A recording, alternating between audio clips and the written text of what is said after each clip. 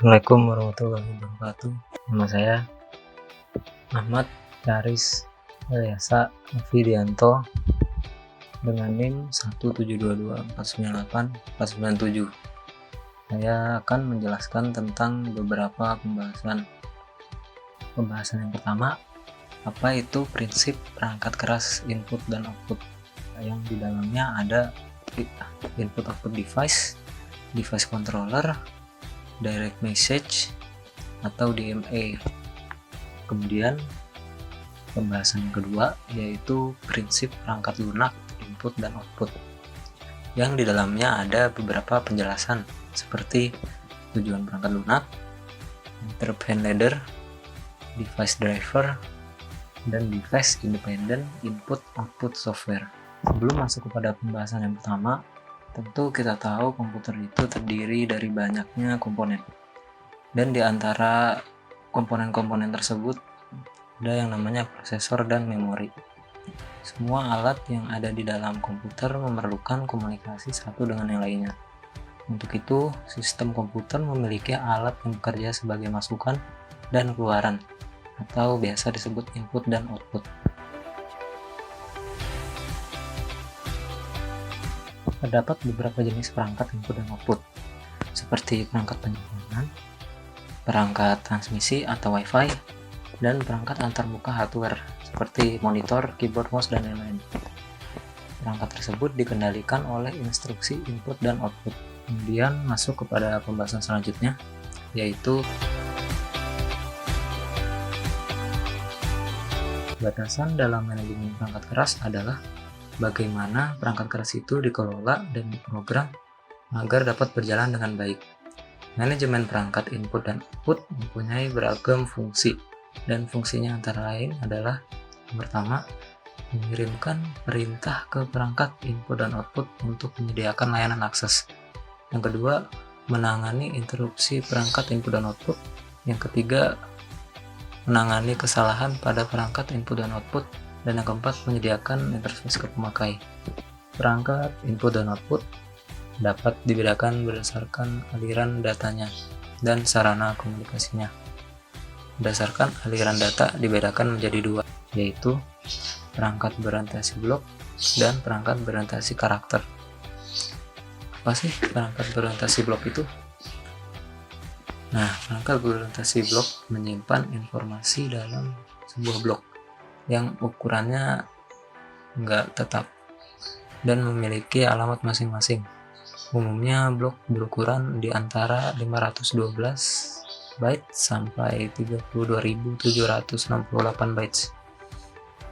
Keuntungan dari perangkat blok ini adalah mampu membaca dan menulis setiap blok secara independen. Disk merupakan contoh perangkat blok yang paling banyak digunakan. Kemudian apa sih itu perangkat berorientasi karakter? Perangkat berorientasi karakter ini mengirim atau menerima sebarisan karakter tanpa menghiraukan struktur blok. Tipe ini tidak memiliki alamat dan tidak memiliki kemampuan mencari. Printer dan antarmuka jaringan atau network card merupakan satu contoh perangkat tipe ini. Beberapa sumber menyebutkan bahwa pembagian ini tidaklah sempurna, karena beberapa perangkat tidak memenuhi kriteria tersebut. Contohnya adalah clock. Clock yang tidak memiliki alamat dan juga tidak mengirim dan menerima barisan karakter. Yang ia lakukan hanyalah melakukan interupsi dalam jangka waktu tertentu. Sedangkan berdasarkan sarana komunikasi, perangkat keras input dan output dibedakan menjadi 3. Yang pertama, perangkat yang terbaca oleh manusia, Human Readable Device. Perangkat yang cocok untuk komunikasi dengan manusia, contohnya Video Display Terminal atau VDT, terdiri dari monitor, keyboard, dan mouse. Yang kedua, perangkat yang terbaca oleh mesin.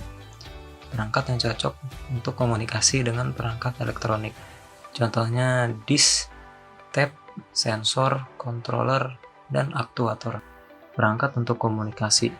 Perangkat yang cocok untuk komunikasi dengan perangkat jarak jauh, seperti infrared, Bluetooth, wireless, dan lain-lain. Input dan output mengandung komponen mekanis dan elektronis. Komponen elektronis ini disebut sebagai pengendali perangkat atau device controller. Sebelumnya pada komputer atau personal komputer, komponen ini biasanya berupa kartu sirkuit yang dapat dimasukkan ke dalam slot pada motherboard komputer. Perangkat mekanis berupa perangkat itu sendiri. Ini adalah gambar model bus tunggal untuk menghubungkan CPU, memori, pengendali, dan perangkat input dan output. Kemudian ada yang disebut dengan polling. Ini merupakan contoh proses polling yang paling tipikal.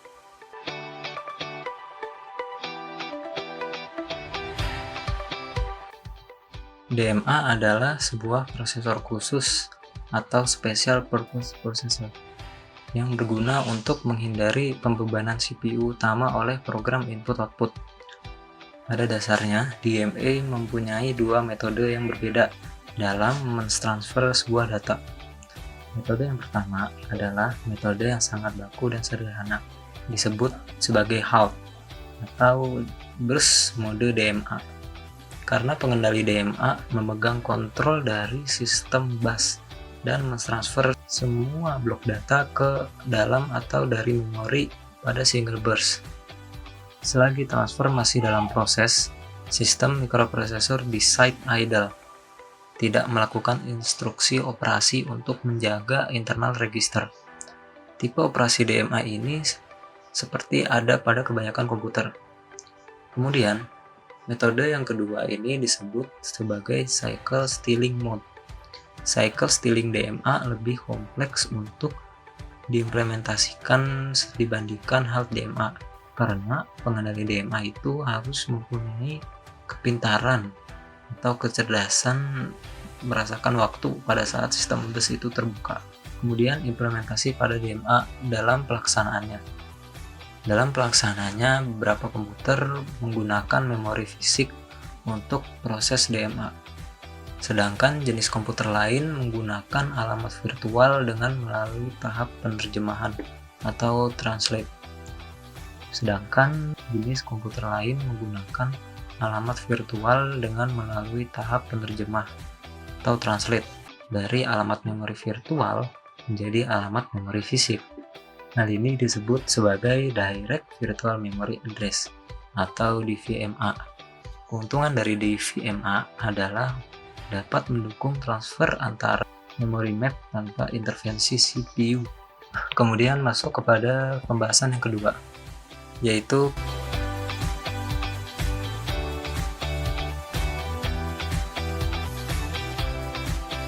pemanfaatan perangkat lunak untuk mengelola input dan output. Ini pada dasarnya adalah mengorganisasikan software dalam beberapa layer, di mana level bawah menyembunyikan akses atau kerumitan hardware untuk level di atasnya. Level ini akan berfungsi sebagai antarmuka atau interface ke pengguna. Di dalam input dan output perangkat lunak ini terdapat interupsi. Nah, apa sih interupsi? Ketika CPU mendeteksi bahwa sebuah pengendali telah mengirimkan sebuah sinyal ke interupsi atau request line, yaitu membangkitkan sebuah interupsi. CPU kemudian menjawab interupsi tersebut dengan menyimpan beberapa informasi mengenai teknis CPU.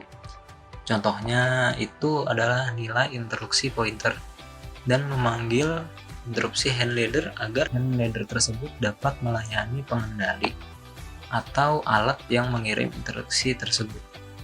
Contoh gampangnya sih yaitu seperti pada saat kita menekan tombol keyboard atau menggerakkan mouse, maka kegiatan tersebut akan terjadi sebuah interupsi. Tentunya kita tahu sebagian perangkat keras itu tidak dapat berjalan atau sama sekali tidak dapat berjalan tanpa driver yang cocok. Misalnya seperti driver kartu WiFi. Itu kalau misalkan tidak ada drivernya, maka WiFi itu akan tidak bisa dipakai atau tidak bisa digunakan. Device driver ini umumnya akan dimuat ke dalam ruang kernel sistem operasi. Selama proses booting dilakukan, ketika ada intervensi dari pengguna atau memasukkan sebuah perangkat plug and play, beberapa sistem operasi juga akan menawarkan device driver yang berjalan di dalam ruangan sistem operasi itu sendiri. Apa sih fungsi device driver itu? Device driver untuk mentranslasikan fungsi-fungsi sistem operasi ke dalam perintah yang dimiliki oleh perangkat. Perangkat yang bersangkutan ini secara teoritis itu sebuah perangkat yang baru, seperti USB atau seperti sound card itu sendiri, yang umumnya dikontrol dengan menggunakan cara yang baru dan dapat bekerja dengan normal jika memang terdapat device driver yang cocok. Driver yang baru ini akan menjamin bahwa perangkat yang bersangkutan dapat beroperasi seperti biasa dari sudut pandang operasi sistem. Dan yang terakhir, pada prinsip-prinsip perangkat lunak input dan output adalah device independent. Device independent operation system software input-output. Device independent adalah software input-output yang tidak bergantung pada perangkat keras. Fungsi dari sistem device independent ini adalah membentuk fungsi input-output yang berlaku untuk semua device dan menyediakan interface uniform yang seragam ke user level software, kemudian memberikan penamaan device. Sekian penjelasan dari saya, kurang lebihnya mohon maaf. Assalamualaikum warahmatullahi wabarakatuh.